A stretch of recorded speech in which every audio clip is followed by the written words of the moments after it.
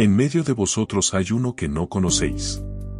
Lectura del Santo Evangelio, según San Juan, capítulo 1, versículos del 19 al 28.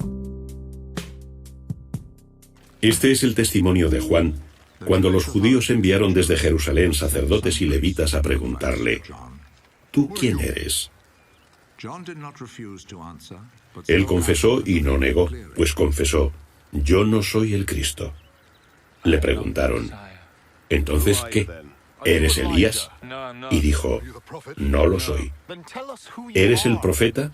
Respondió: no. Pues entonces, ¿quién eres? Para que demos respuesta a quienes nos enviaron. ¿Qué dices de ti mismo? Contestó: yo soy la voz del que clama en el desierto. Enderezad el camino del Señor, como dijo el profeta Isaías.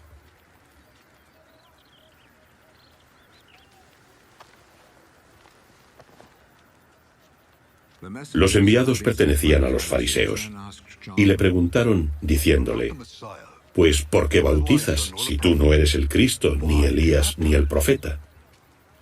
Juan les respondió diciendo: yo bautizo con agua, pero en medio de vosotros está uno a quien no conocéis, que viene detrás de mí, a quien no soy digno de desatar la correa de sus sandalias.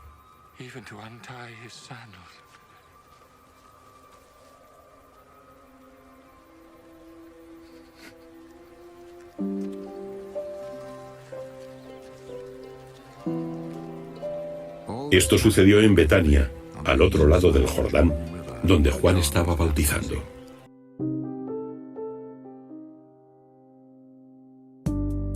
Palabra del Señor. Gloria a ti, Señor Jesús.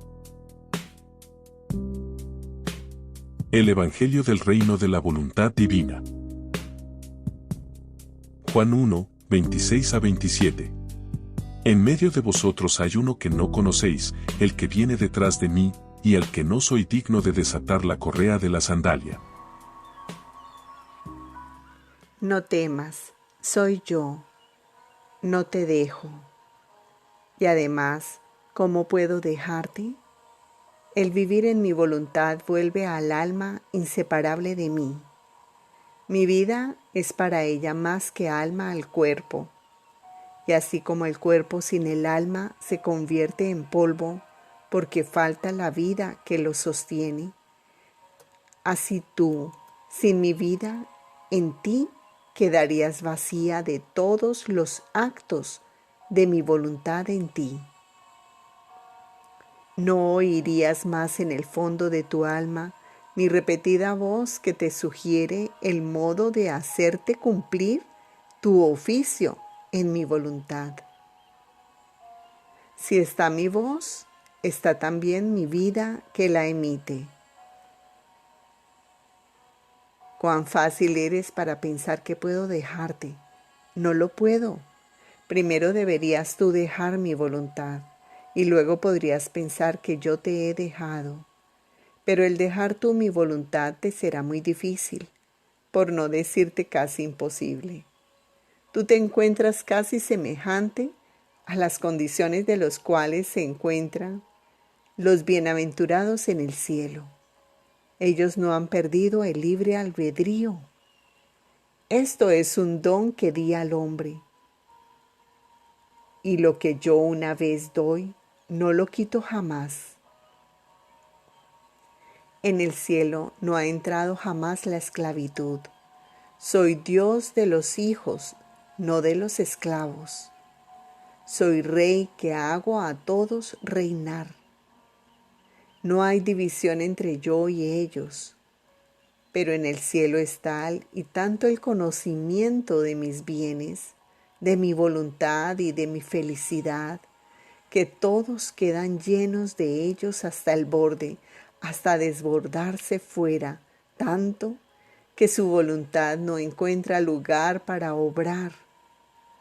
Y mientras son libres, el conocimiento de una voluntad infinita y de bienes infinitos en los cuales están inmersos, los lleva con una fuerza irresistible a usar de su voluntad como si no la tuvieran. considerando esto como suma fortuna y felicidad, pero espontáneamente libres y de toda su voluntad. Así tú, hija mía, el hacerte conocer mi voluntad ha sido la gracia más grande que te he hecho. Y mientras eres libre de hacer o no hacer tu voluntad, frente a la mía, la tuya se siente incapaz de obrar, se siente anulada, y conociendo el gran bien de mi voluntad, aborreces la tuya. Y sin que nadie te fuerce, amas hacer la mía en vista del gran bien que te viene. Además, los tantos conocimientos que te he manifestado de mi voluntad son vínculos divinos, cadenas eternas que te circundan, posesión de bienes celestiales, y huir de estas cadenas eternas, romper estos vínculos divinos, perder estas posesiones celestiales, aún en vida, tu voluntad, si bien libre, no encuentra el camino para salir. Se revuelve, ve su pequeñez y temiendo de sí misma, rápidamente se arroja y se profundiza con más amor espontáneo en mi voluntad. El conocimiento abre las puertas de aquel bien que se conoce. Y por cuantos conocimientos de más te he manifestado sobre mi voluntad, otras tantas diferentes puertas de bienes te he abierto, de luz, de gracia y de participaciones divinas. Estas puertas son abiertas para ti, y cuando estos conocimientos lleguen en medio de las criaturas, se abrirán estas puertas para ellas, porque el conocimiento hace surgir el amor al bien conocido, y la primera puerta que abriré será mi voluntad, para cerrar la pequeña puerta de su voluntad. Mi voluntad hará aborrecer la suya, porque frente a mi voluntad, la humana es incapaz de obrar. Con la luz de la mía, ve cómo es insignificante y buena para nada. Por eso, como consecuencia, las criaturas harán a un lado la propia voluntad. Además, tú debes saber que cuando te manifiesto un conocimiento de mi voluntad, entonces me decido a abrirte otra puerta de mi conocimiento. Cuando tú hayas hecho entrar en tu alma todo el bien de lo que te he manifestado, si esto no lo hiciera así, sería tuya solo la noticia de ese bien, no su posesión. Y yo esto no lo sé hacer. Cuando hablo, yo quiero que se posea el bien que manifiesto. Por eso, sé atenta en el ejercicio de mi voluntad, a fin de que te abra otras puertas de mis conocimientos y tú entres más en las posesiones divinas.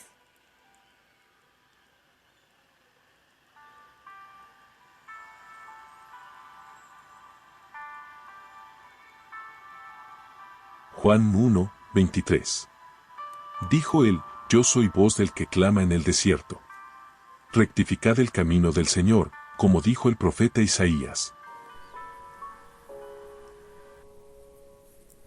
El pequeño camino de la criatura en la divina voluntad. De los escritos de la sierva de Dios Luisa Picarreta, volumen 32, capítulo 5, párrafos 3 y 4.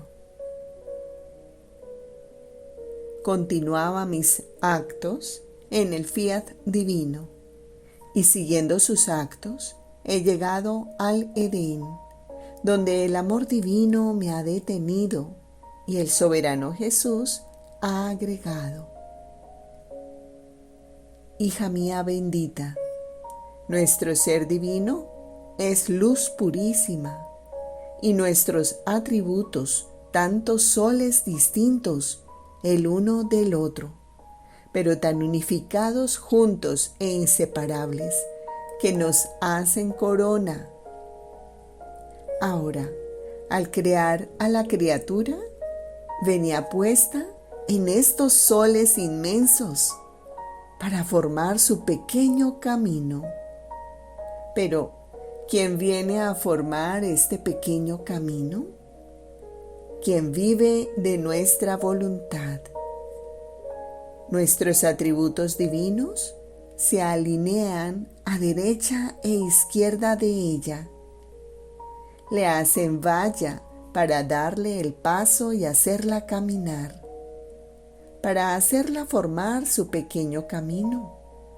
Y mientras camina, no hace otra cosa que recoger gotitas de luz, de las cuales queda toda embellecida, y es un encanto el verla.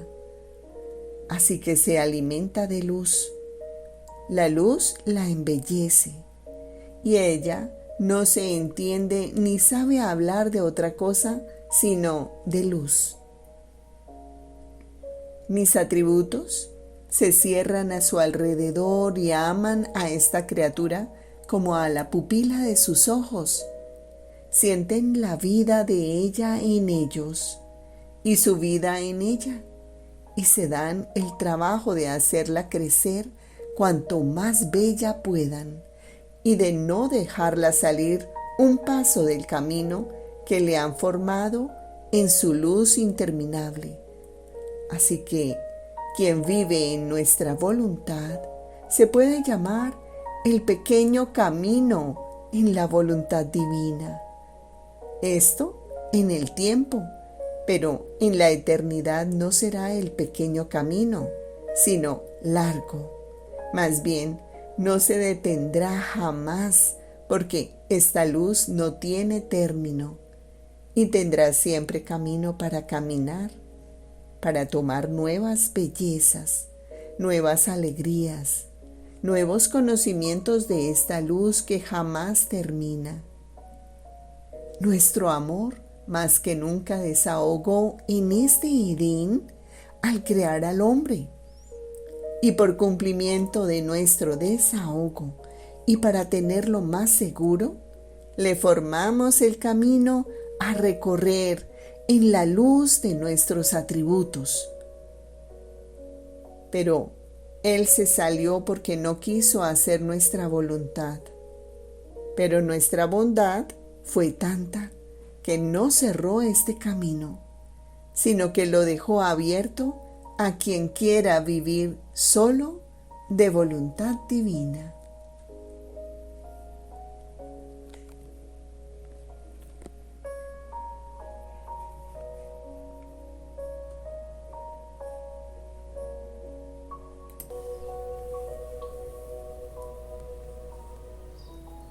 El regreso del aliento de Jesús para hacer reinar la divina voluntad.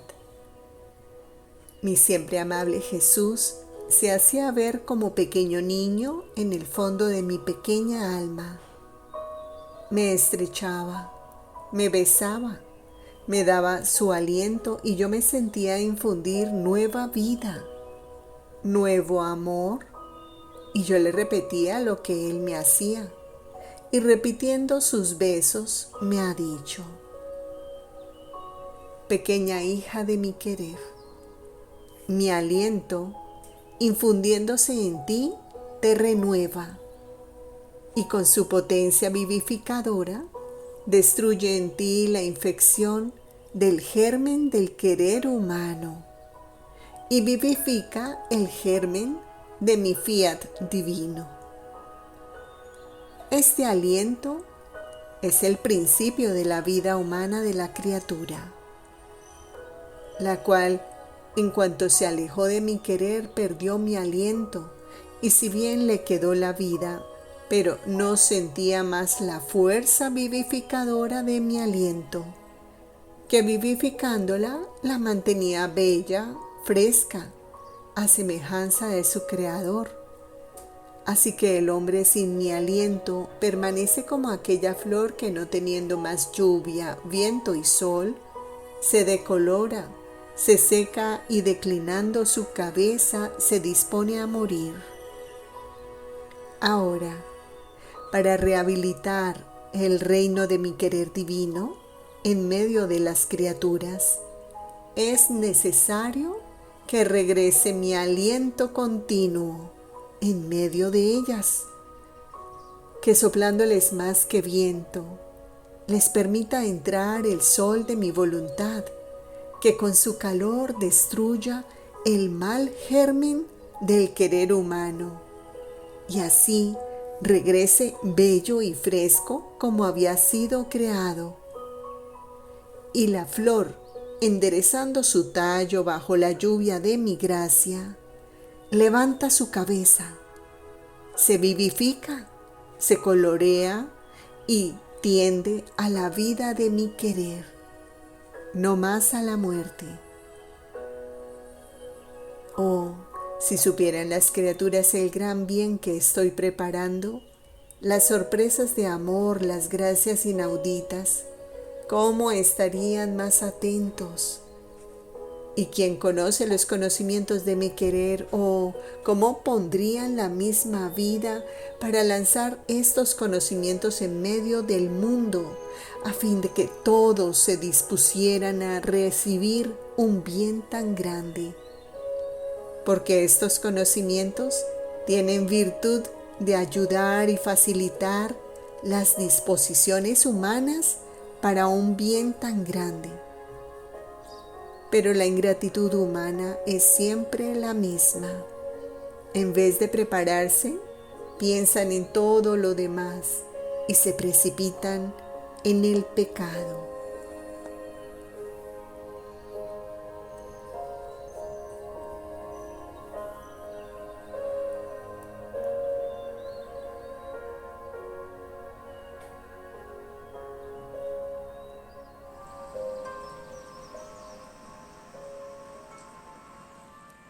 Acerca del conocimiento de nosotros mismos.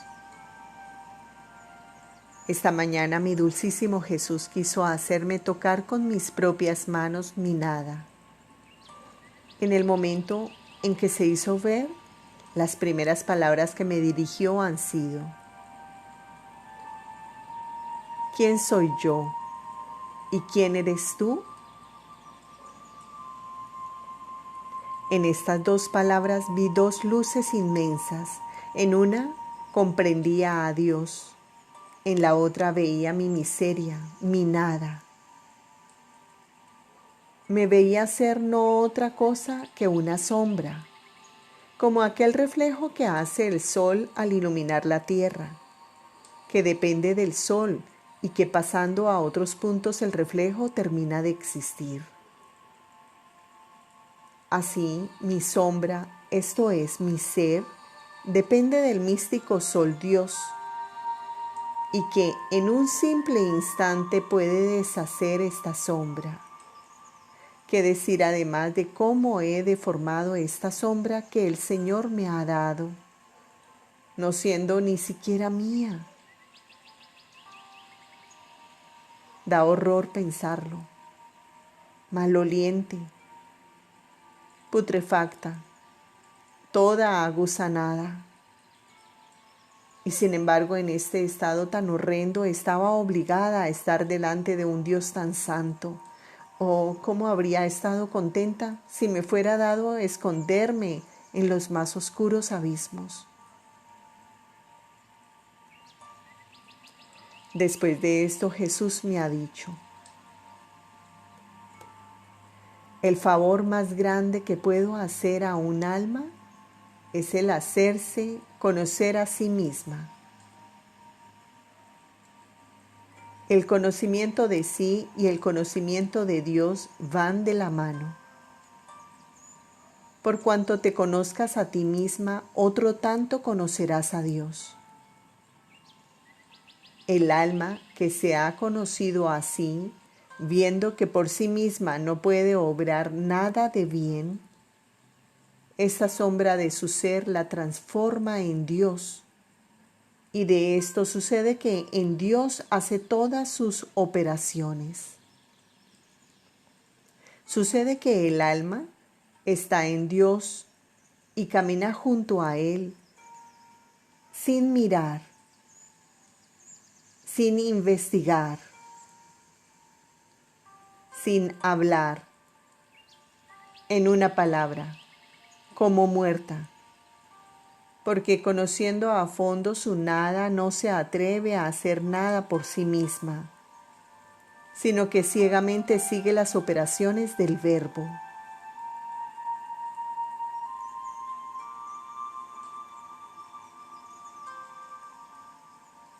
A mí me parece que al alma que se conoce a sí misma le sucede como a esas personas que van en un transporte, que mientras pasan de un lugar a otro sin dar un paso por ellas mismas, hacen largos viajes, pero todo esto en virtud del transporte que las lleva. Así el alma, metiéndose en Dios, como las personas en el transporte, hace sublimes vuelos en el camino de la perfección, pero conociendo plenamente que no ella, sino en virtud de aquel Dios bendito que la lleva en sí mismo. Oh, cómo el Señor favorece, enriquece, concede las gracias más grandes al alma que, sabiendo que no a sí misma, sino todo a Él atribuye. Oh alma que te conoces a ti misma, cómo eres afortunada.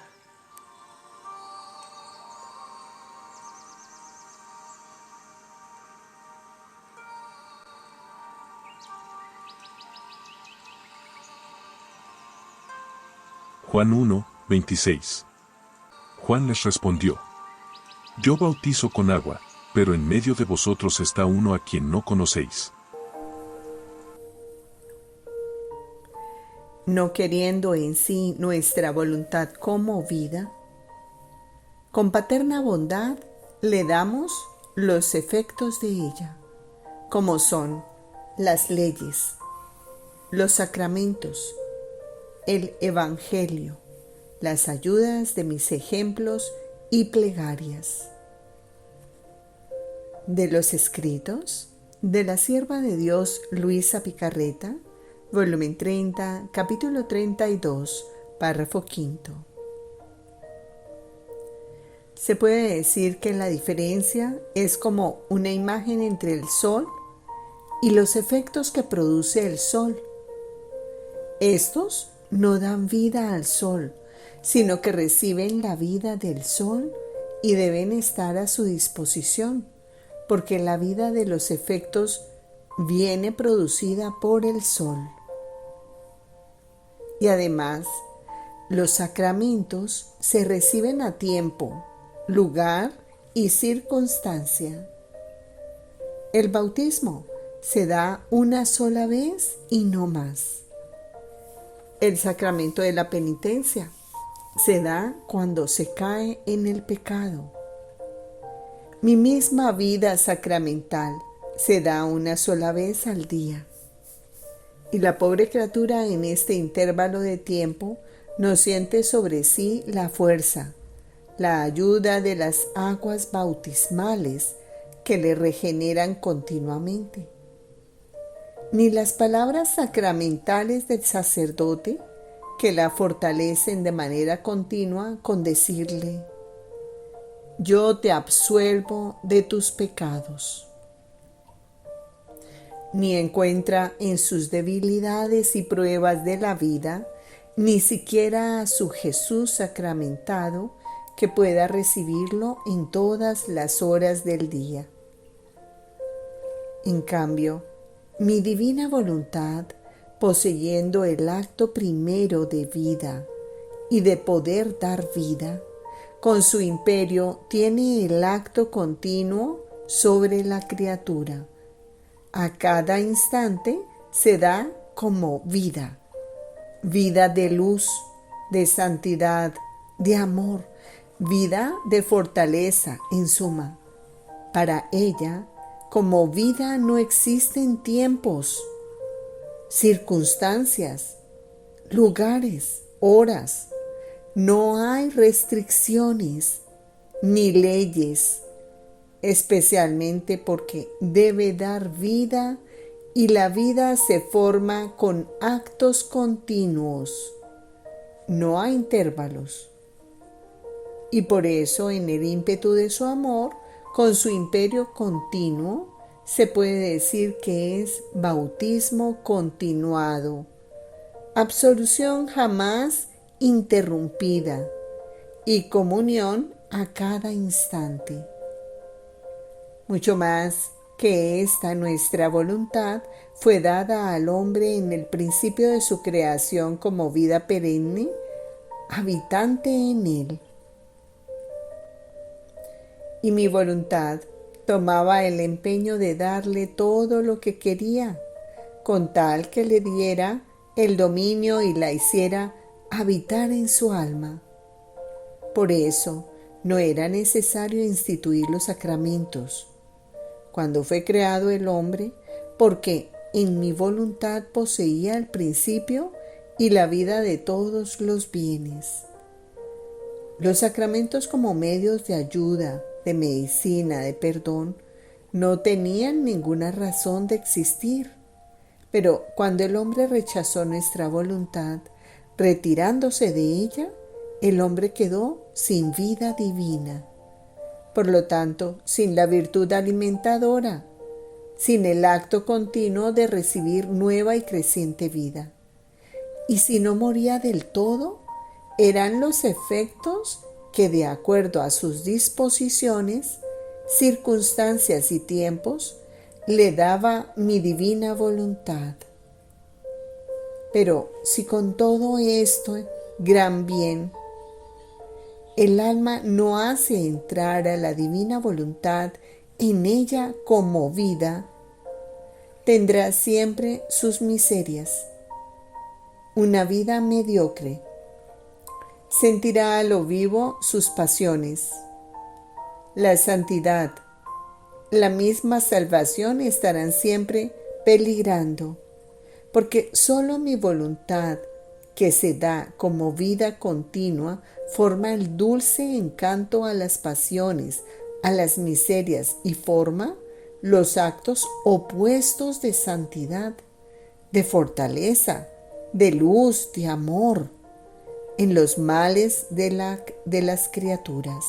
De manera que el querer humano, sintiendo el dulce encanto, siente correr en sus males lo bello, lo bueno, lo santo del acto continuo de vida, que bajo su suave y dulce imperio le da mi voluntad y se deja hacer lo que ella quiere.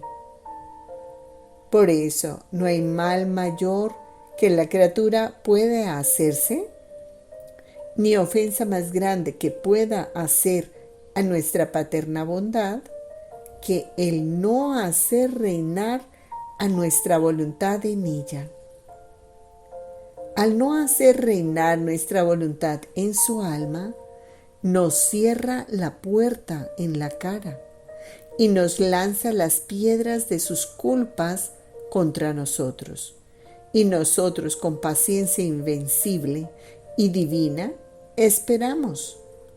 Y no queriendo en sí nuestra voluntad conmovida, con paterna bondad le damos los efectos de ella, como son las leyes, los sacramentos, el Evangelio, las ayudas de mis ejemplos y plegarias.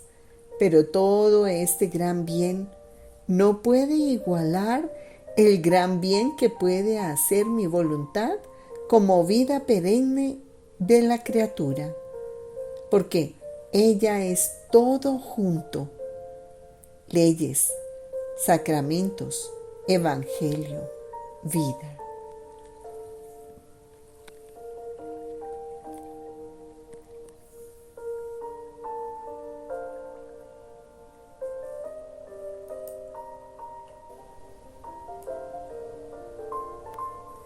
Reparemos a Jesús por los interrogatorios malintencionados que recibió él y sus enviados.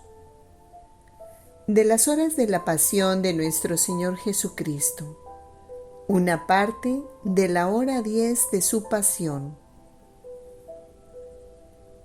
Es precisamente ese momento en el que Anás te interroga acerca de tu doctrina y de tus discípulos.